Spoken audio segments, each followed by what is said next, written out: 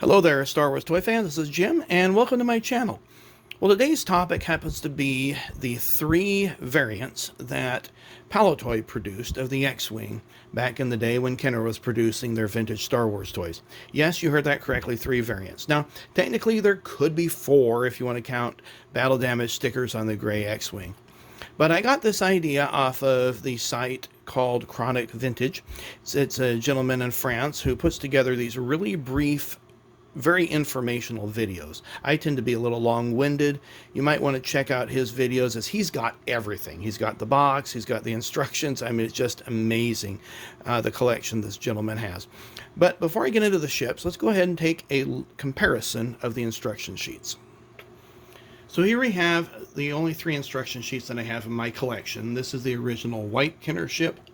This happens to be the later gray battle damage ship.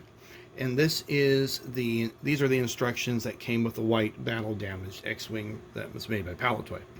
Now, upon first glance, of course, you're going to see here that this says Kenner on the original 78 version, and then on the back side we see Kenner stamped there. It also has similar pictures for the battery compartments, which Palitoy does not include. Now, this does happen to say Empire Strikes Back, not Return of the Jedi. And you're going to notice here it shows you where to put the battle damage stickers on, but no battery compartment. It also has a sticker on the rear, which I'll show you on the other side. Now, turning this over, this is where we notice some similarities and some differences.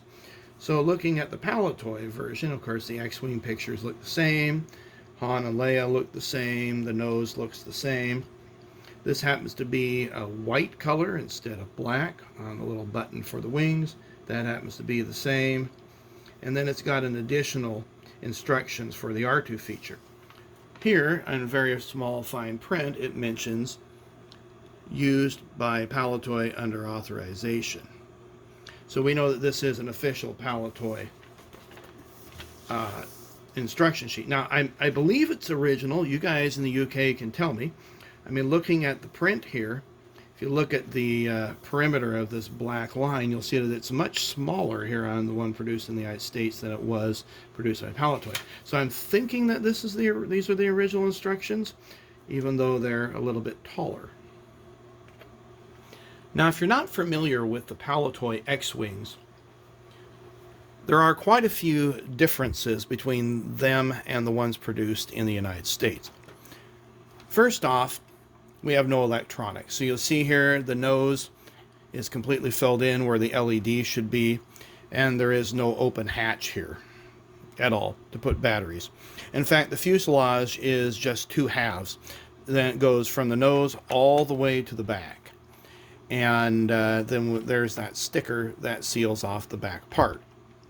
There is no molded plastic in the back. So there's no nose cone that screws into place. It's just two solid halves. Canopy is pretty much the same. You'll notice that the R2-D2 is beautifully chromed. It's too bad that Kenner didn't do that here in the United States. It's absolutely gorgeous.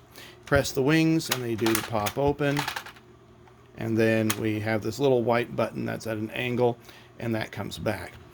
Now, this is one that I ended up restoring as the wings were broken. It was in really rough shape, and the stickers were like, it was missing more than half the stickers, and they were peeling off and so forth. So I bought some replacement stickers from Zach Paris out of Australia. But otherwise, the ship is pretty much the same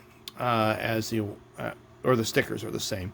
And then here we have the copyright date there. You probably can't see that, but it's just very, very plain. Now this one here, this is the one that I have the instruction sheet for. It's really essentially the same ship, except you have battle damage stickers. And I'm not going to restore this. The stickers are very, very faded, but you know, I think that's appropriate for the battle damage on it. It really enhances, I think, the battle damage, that the stickers are faded. So I'm kind of repeating myself here.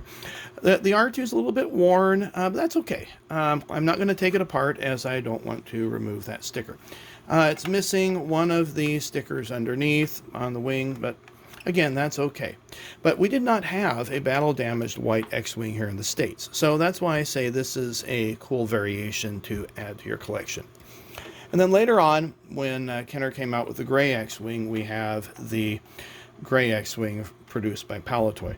Now again, there are no electronics. We have a filled-in nose cone, although it is a separate nose cone. And this hatch happens to be glued into place. I remember taking the whole thing apart, and I think maybe the X-Wing wings weren't popping up. That's because this R2-D2 has got a flange, and they typically break on the front because Kenner does not put 4 screws. One fore and aft and one fore and aft on either side. They just put 2 diagonally. And I think that causes undue stress on that R2.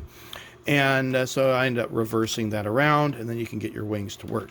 But otherwise, it's pretty much the same ship that you had here in the United States. Same type of stickers. It's just no electronics and same matte silver R2. Well, I hope you found this video informative and educational. Please give it a thumbs up if you do, and subscribe to the channel if you haven't done so already. Take care, and we'll see you on another video.